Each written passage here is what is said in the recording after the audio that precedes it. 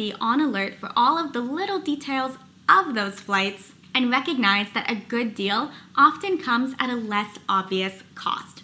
In today's video, I'll be running through 10 things to look out for before you book your flight that could potentially completely derail your trip or cause you to have to rebook your flights, which we all know is not cheap.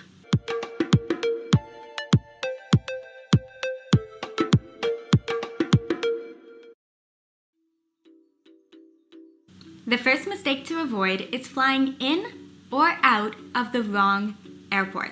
If you're on a site like Google Flights and you type in New York to London, you're going to see all the different flight options from all of the different airports leaving from New York to the different airports that fly into London. So you could end up having a flight that's departing from Newark, JFK, or LaGuardia. Double check the airport codes because you don't want to end up arriving at Newark Airport only to find out that your flight is actually departing from JFK. On a similar note, you may get an amazing deal that's going New York to London, but then when you look at the airport code, you'll see that it's actually flying into London's Gatwick Airport and not their main airport, Heathrow. Maybe the cost savings are worth it and you're okay with flying into Gatwick instead, but sure you know it's going to Gatwick because if your final destination is closer to Heathrow, you could end up spending a lot of time and money to commute to that final destination and it may not be worth the cost savings. So double check your airport codes and make sure you know which airport you are flying out of and which airport you are flying into, not just the city you're flying out of and the city you're flying into. Many booking sites, like Google Flights, will show you options that require you to change airports at your connections if it's going to be a good deal. And sometimes it's going to end up saving you hundreds of dollars, so it's not an option to completely dismiss. But you do need to recognize that you will need a longer layover if you're going to have to switch airports. A common example of this is flying into Bangkok's main international airport and then transferring to their smaller airport, DMK, to catch an in-country flight if you were going to Phuket or Krabi or Chiang Mai. The trouble is that once you fly into Bangkok's main airport, if you didn't factor in several hours to get you at least 45 minutes to the new airport, you could end up completely missing your flight. If you just have a 2-hour layover and you don't have to change airports, that's fine. If you have a 2-hour layover and you need to change airports, you're in trouble. So definitely check if you have a connection that requires a change of airport and then make sure that your layover is going to give you enough time to make the change. Also keep in mind that when you make the change to a new airport, you have to check in and check your baggage all over again. So again, make sure you have enough time. The third thing to look out for, whether you have to change airports or not, is too short of a connection time in general. When you're booking for yourself on a site like Google Flights, you'll often see flights that have very short connection times if they're going to be a great deal. You may see a great flight deal, but if the connection time is too tight, you're going to stress yourself out and risk potentially missing that flight. Flights are commonly delayed, international flights may have additional security lines, you may need to get through customs, and sometimes you even need to pick up and then recheck your baggage. My rule of thumb, regardless of how good of a flight deal it is to avoid booking any domestic flights with a connection time of less than 1 hour and any international flights with a connection time of less than 2 hours. The fourth thing to look out for is the opposite, which is too long of a connection time. You may end up saving a couple $100s on your flight if you end up going with an 18-hour overnight layover. But then think about that layover. Are you going to need to get a hotel? Are you going to need to pay for transportation to get to that hotel and then back to the airport the next day and then also go through the time of rechecking in and rechecking all of your baggage? Is it worth it? If it's great savings but a very long connection time, another option is to just hang out in the airport, which is probably what I would do. And if you plan on doing this, definitely check out the free website, Sleeping in Airports. It's pretty much exactly as it sounds. We will tell you all of the best places to get some sleep, as well as activities and Wi-Fi passwords, things to do while you are on your connection layover. If you're flying long-haul international, my next tip is to check what countries you will be having your connections in. This may not matter to you, but it matters to me, particularly when it comes to travel insurance. My travel insurance, like most travel insurances, are going to cost more if you have a stop in the US. So for example, I pay $37 a month to have my travel insurance coverage if I'm not traveling in the US or through the US. By simply having a connection in a US city, my travel insurance will jump from $37 a month to $67 a month. This is common. US is usually a premium add-on, so you may not think about it, but your travel insurance could be completely voided if you have a connection in a US city and you don't have a US add-on to your travel insurance. So typically, if I'm flying from Canada to an international destination that is outside of the US, I will avoid traveling through the US altogether.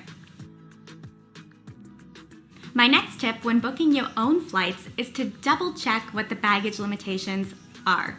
If you are going with a low-cost carrier, which many sites like Google Flights will show you options with, and you can end up scoring some very cheap flights.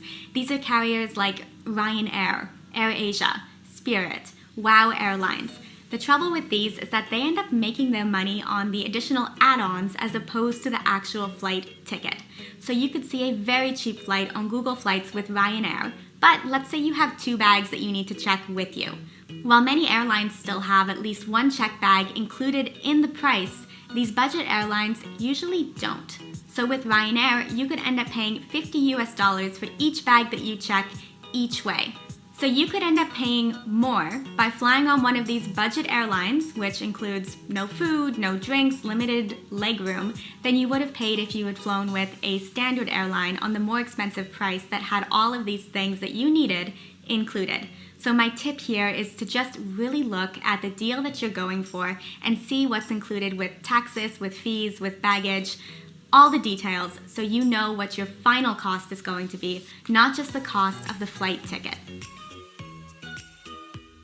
My 7th tip is very simple, but absolutely key if you're booking your own flights. This is to update your spam or your junk folder settings so that any communications that come through from the airline go to your inbox and not straight to your junk where you may never see them. If you're booking your own flights, you are the one that is in charge if there's going to be any changes to your itinerary. The airline will try to get in touch with you directly, which means you need to see these emails to know if there are going to be any important changes to your itinerary. When you're booking a flight with Google Flights, my next tip is to not confuse a direct flight with a non-stop flight. A non-stop flight is exactly as it sounds. You will fly from your departure airport directly to your destination airport. However, a direct flight may include stops along the way to pick up and drop off passengers. This means you are going up in the air, down, multiple times. It's going to take longer. So you might want to be paying more for a flight that doesn't have these additional stops along the way, even if it's going to be more expensive. Next, if you're booking your own flight and you intend to use loyalty points that you've collected with an airline, make sure you read the checkout page thoroughly. Using points to book a free flight doesn't actually include the taxes and the airport fees that come along with that flight. For example, I have enough loyalty points to book a one-way flight from Canada to Asia. This sounds pretty good to have a free long-haul flight, but then when I put the details in and I get to the checkout page, I'll see that I'll end up paying an additional $500 in taxes and fees. So the total cost of this flight for one way is going to be all of my points plus an additional $500. My alternative would be to book a round-trip flight, and round-trip is almost always cheaper when it's a long-haul international than a one-way, and it would cost me from Canada to Asia and back to Canada a grand total of $700 and 0 points. If I were to go with the option to use my points and get to Asia, I'd be spending, like I said, all of my points plus $500, and then I would also need to book another one-way when I wanted to come home. That one-way flight would likely cost me between $600 and $700. As you can see, it is a much better deal and much better value for your money to book a round trip and pay for it in full as opposed to using all of your points. Using points, I I'm not the person to give you tips on this, but from what I read and what I've seen, it is much more valuable for you to use your points for things like upgrades or for shorter domestic flights than it is for these long-haul international flights. I will also leave a few resources down below. They're free that have helped me, and one of them actually helps you see what the value of your points is worth in dollars, so you know if it's better to just pay for your flight or better to be using your points. My final tip when it comes to booking your own flights is to maybe consider not booking your own flight. Don't completely dismiss using a good travel agent. A good travel agent, especially if it's your first time booking flights or if you have a complicated itinerary with multiple stops, can end up saving you a heck of a lot of money. They're getting a small fee as well, but you may also end up saving. They can show you options that you maybe didn't see were available and are also going to be able to catch all of the mistakes that I mentioned in this video, such as high baggage fees even though it's a cheap flight, or too short of a connection time, or connections that involve airport changes. They keep track of all of this for you. Of mind, having everything done correctly may be worth it.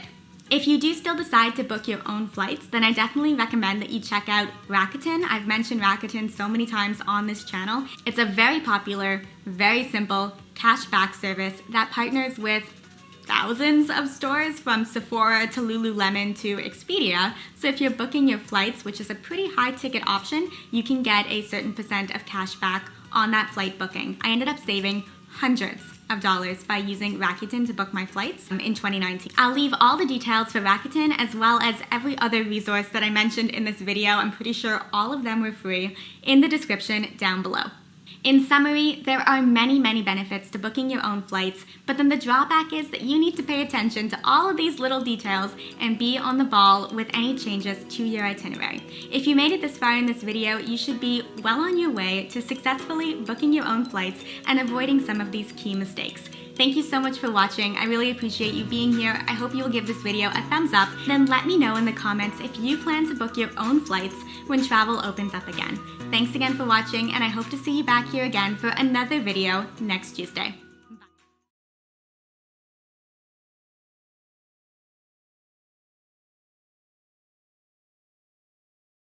Hey guys, today I'm going to show you one of our